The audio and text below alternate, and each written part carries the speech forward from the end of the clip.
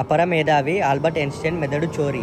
దాన్ని 240 ముక్కలు చేసి ఏం చేశారో తెలుసా? ఆల్బర్ట్ ఐన్స్టైన్ ప్రపంచంలోనే అత్యంత మేధావిగా పేరు పొందిన భౌతిక శాస్త్రవేత్త. ఆయన మేధస్సు వెనుక దాగిన రహస్యాన్ని తెలుసుకోవడానికి ఎంతో మంది ప్రయత్నించేవారు. చివరికి ఆయన మెదడును సైతం దొంగలించారు. ఇంతకీ ఐన్స్టైన్ మేధో సంపత్తి మిస్టరీ వీడిందా? మెదడును దొంగలించిన ఆ వ్యక్తి ఎవరు? జర్మనీకి చెందిన భౌతిక శాస్త్రవేత్త ఆల్బర్ట్ ఐన్స్టైన్ 14 మార్చి 1879లో జన్మించాడు. ఆధునిక భౌతిక శాస్త్రానికి మూలమైన జనరల్ థియరీ ఆఫ్ రిలేటివిటీని ఆయనే ప్రతిపాదించారు. Mass energy equivalence formula E=mc² ను కనిపెట్టింది కూడా ఆయన్నే.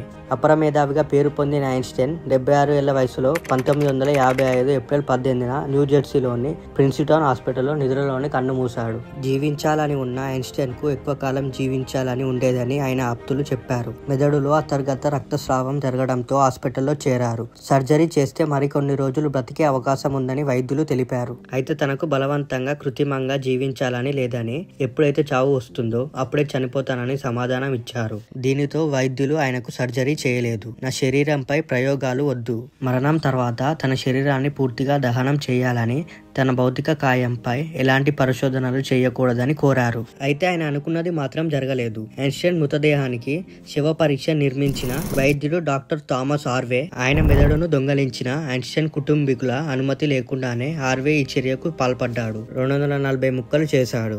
ఐన్స్టైన్ మెదడును దొంగలించిన హార్వే దాని బరువు 1230 గ్రాములు ఉన్నట్టు పేర్కొన్నాడు. ఆ మెదడును మొత్తం 240 ముక్కలు చేశాడు. వాటిని రసాయనాలతో కూడిన చాడిలో పెట్టి తన పరిశోధనశాలలో బేస్మెంట్ లో జాగ్రత్త పరిచాడు. ఈ చర్య వల్ల హార్వే ఉద్యోగం కోల్పోయాడు. అయితే ఐన్స్టైన్ మెదడుపై అధ్యయనం చేయడానికి హార్వే ఈ చర్యకు పాల్పడినట్టు తెలిసింది.